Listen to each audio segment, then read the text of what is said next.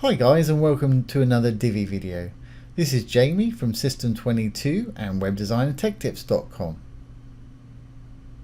Well, we've been putting together this little sales page for our little computer here. It's a sort of one-page scrolling funnel type page that takes the viewer down, tells you specifications and testimonials and videos about the product. Then at the bottom there, they've got pricing options. They can go ahead and click the buy now and it'll take them to the product page. They can add it to the cart and actually purchase it.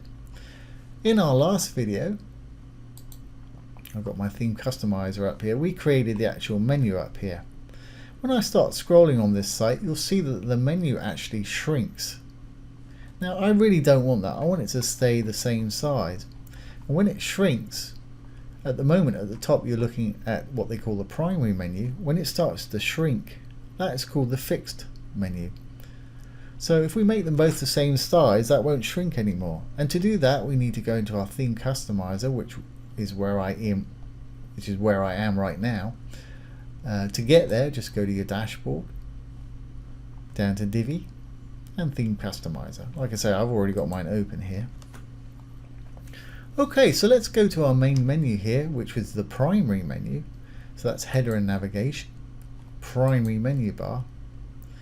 And at the moment, that's great. I like the way that looks. The height's fine, the size of the logo's fine. But like I say, I don't want it to shrink when I scroll.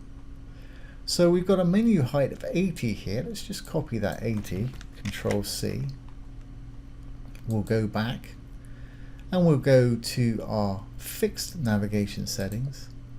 And what I want to do is make the fixed menu height exactly the same. So if I paste in my 80 there, Control V. Now when I scroll, that menu will stay the same size, which is exactly what I want.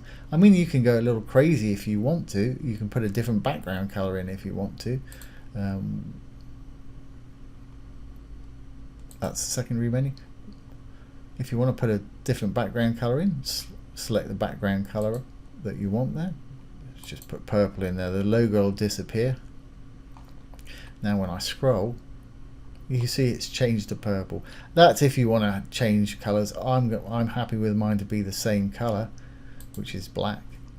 So when you've done that and you're happy with it and it's doing what you want it to do, go ahead and publish the changes. Now the only other thing I'll do in this short video today is we've got buttons that want to link to different sections. We set up a couple of them, but there's a couple of them we didn't set up, like that one for a start. So let's actually go to our page. I'll visit the site.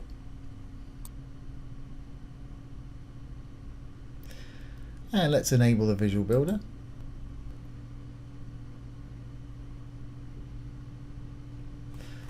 Now each of our sections, if you saw previous videos, we've given an ID. For instance, this is specs or stats we gave it. This one we didn't want to link to. Full story. Let's have a look at this button. We want this to link to this section below, so it just scrolls down to it like this. So if we look at this section, blue tag for a section, we look at the advanced, see what the CSS ID is called. It's called info. So if we close that down, go back into this button, and for the link for the button, we want it to have a hashtag. Always got to have a hashtag for a CSS ID, and then the name of the CSS ID, which is info. And that will now, when you click on it, will scroll down to the info section.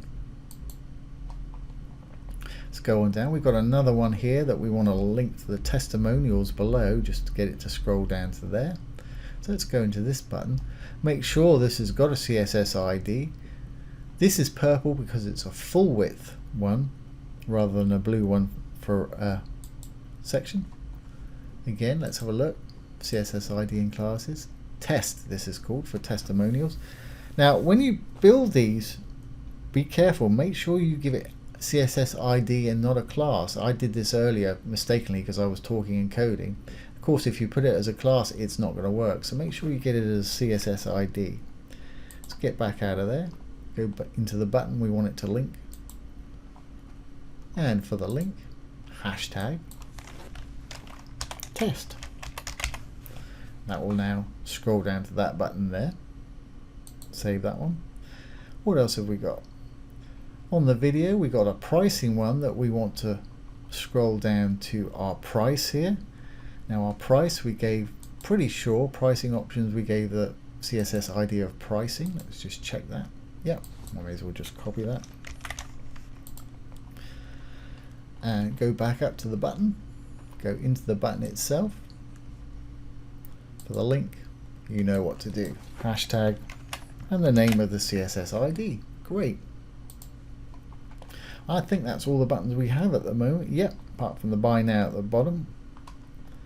So we're good to go. Let's save our changes. Hit the little purple button here.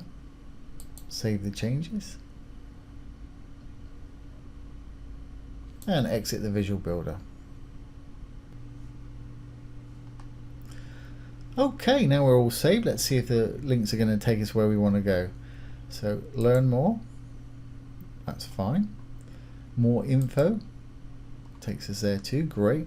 Full story. Takes us down to this one. Testimonials. Takes us down to testimonials. What's the next one? Pricing. Takes us down to pricing. Great. The home should take us back up to the top.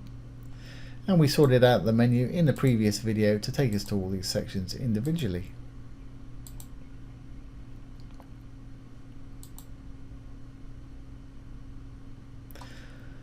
Okay, so there you have it guys. That's how to stop your menu shrinking on scroll, and also to make sure your buttons link to the correct pages. So I hope you've enjoyed that and found it useful. If you have, please give it a thumbs up, comment, share and subscribe to our YouTube channel. Once again, this has been Jamie from System22 and WebDesignTechTips.com. Thanks for watching. Have a great day.